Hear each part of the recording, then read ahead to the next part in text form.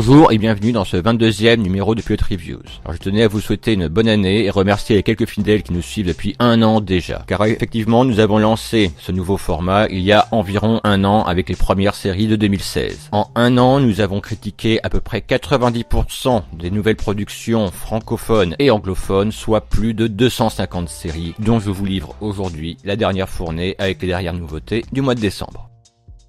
Quand Bruno Solo veut montrer qu'il sait jouer autre chose que de la comédie, ça donne L'accident sur France 3. Le corps de Rebecca Covey est retrouvé sans vie à une sortie d'autoroute, victime d'un accident. Gabriel, son mari, n'arrive pas à croire que sa femme ait pu boire et rester parqué à contresens en attendant la mort. Submergé par le chagrin, il va se battre contre le village de Sainte-Lune, quitte à mettre à jour des magouilles qui pervertissent la petite station balnéaire. Bon, Bruno Solo est très bon, mais mon Dieu, pourquoi autant de pathos? Ça bouffe toute l'action, ce qui fait que l'histoire n'avance pas. Dans le livre originel de Linwood Barclay, contre toute attente, les morts s'enchaînent. Là, il faut attendre la fin du second épisode pour qu'il se passe enfin quelque chose. Et puis, passer de New York à la Bretagne, je n'ai rien contre cette région, mais ce qui nous en est montré n'est fait que pour renforcer la dépression ambiante. Si vous allez pas bien, fuyez cette série.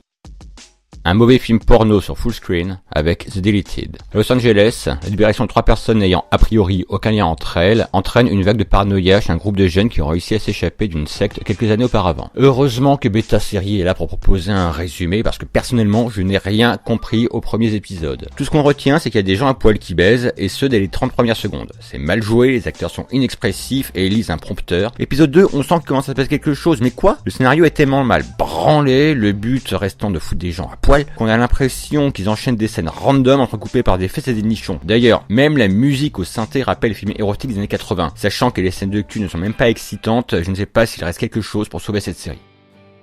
Du trafic à grande échelle dans cannabis sur Arte. Farid est porté disparu et avec lui une grosse livraison de cannabis. Sa disparition va avoir d'énormes répercussions à toutes les échelles, que ce soit en France auprès des revendeurs ou à l'état du trafic en Espagne où El Feo ne voit pas seulement qu'à gagner d'un très bon œil et va tout faire pour récupérer sa marchandise. La série nous expose les faits avec beaucoup de réalisme, sans parti pris moral ni concession. L'action est principalement partagée entre la France et l'Espagne mais se déplace également au Maroc, nous offrant ainsi plusieurs arcs narratifs convergents. Les personnages sont plutôt bien campés et interprété et on se fait vite prendre par l'intrigue. Principal point négatif pour moi, ça pourrait être n'importe quelle drogue que ça ne changerait rien à l'intrigue. Le produit en lui-même n'est pas suffisamment exploité et reste abstrait. Après, je n'ai vu que le premier des 6 épisodes de la mini-série. Peut-être que cela sera rectifié dans les épisodes suivants.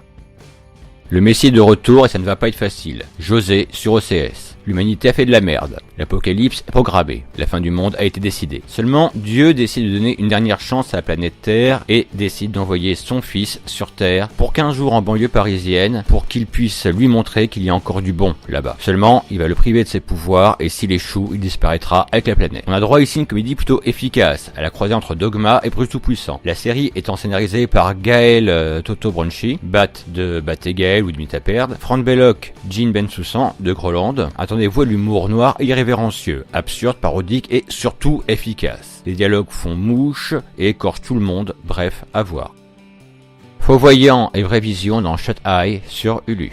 Charlie Haverford est un arnaqueur, ancien magicien qui se fait maintenant passer pour un voyant. À la tête d'un groupe de diseuses de bonne aventure, il est un peu comme un macro relevant les compteurs près de ses gagneuses et obéissant à une mafia gypsy. Lorsque l'une de ses filles va pratiquer une arnaque de voyance interdite, il va falloir faire face au courroux des gitans. La série aurait pu être intéressante avec cette mafia d'un autre genre, bien que énormément stéréotypée. Mais il a fallu que notre héros se cogne la tête et commence à avoir des genres de visions. Il entend des phrases avant qu'elles soient prononcées, ce qui va lui permettre de sauver le gamin d'un gros gangster. Du coup, le message est confus. D'un côté, on détruit le monde de la voyance, et de l'autre, on donne des pouvoirs de prédiction à notre personnage principal. Et comme ce don n'apparaît qu'en toute fin d'épisode, on reste, après le visionnage du pilote, sur l'image d'une série confuse, hésitante, qui sait pas ce qu'elle veut. Dommage.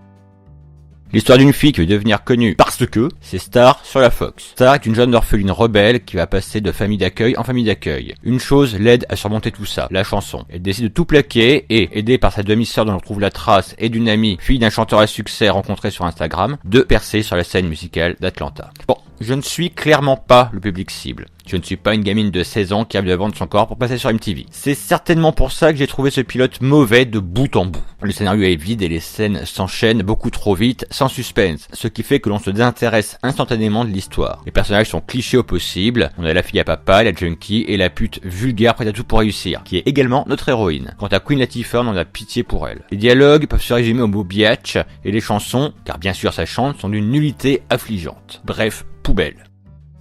Vous aviez bien aimé Batman, l'Alliance des héros, vous aimerez Justice League Action sur Cartoon Network. Wonder Woman, Batman, Superman reviennent dans des aventures mettant à l'honneur toute une galerie de héros et de vilains le plus méconnus, tel Space Cabby, le taxi de l'espace. Oui, ça existe. Honnêtement, si vous aviez déjà vu Batman, The Brave and the Bold, l'Alliance des héros, vous serez en terrain connu. Même doubleur, même équipe technique, etc. On a rafraîchi les designs des personnages tout en se mettant tambour battant dans des épisodes de moins de 12 minutes faisant la part belle à l'action. Et ça tombe bien, c'est dans le titre. Mais aussi, et c'est ce qui fait plaisir, à l'humour. C'est très bien rythmé, on ne s'ennuie pas une seule minute, un incontournable assurément.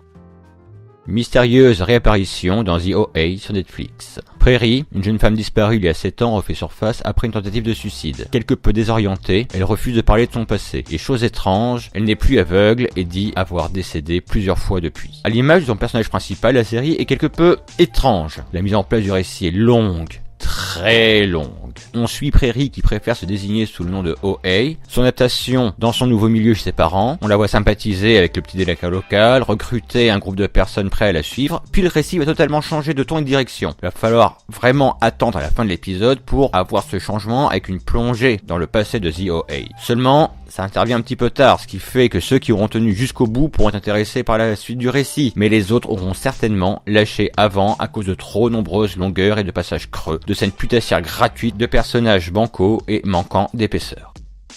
Quand Guillermo del Toro s'essaie à la série animée, ça donne Trollhunters sur Netflix. Jimmy Dulac, un adolescent de 15 ans qui vit seul avec sa mère, est choisi malgré lui par une amulette magique qui fait de lui le Trollhunter, héros du peuple troll vivant caché sous la ville, les défendant contre les méchants trolls exilés dans les ténèbres. Seulement, cette nouvelle n'est pas forcément du goût de tout le monde chez les trolls. C'est le premier humain à accéder à cette fonction. Techniquement, c'est très léché. On a une animation de grande qualité, un rythme soutenu et efficace, mais qui sait prendre son temps pour présenter les personnages, lieux et actions. On se laisse très facilement emporter par ses aventures pour toute la famille, mais qui ne prend pas les enfants pour des idiots. Cette émission étant terminée, je vous donne rendez-vous donc tout au long de l'année pour une nouvelle série de séries à suivre encore et encore et encore, pour de nouvelles critiques tout au long de 2017. Je vous donne rendez-vous très bientôt pour la seconde partie de notre dossier consacré aux morts vivants dans les séries. Je vous souhaite encore une bonne année et rendez-vous à la fin du mois pour un niveau reviews sur la totalité des productions de janvier. Sur ce, bonjour chez vous.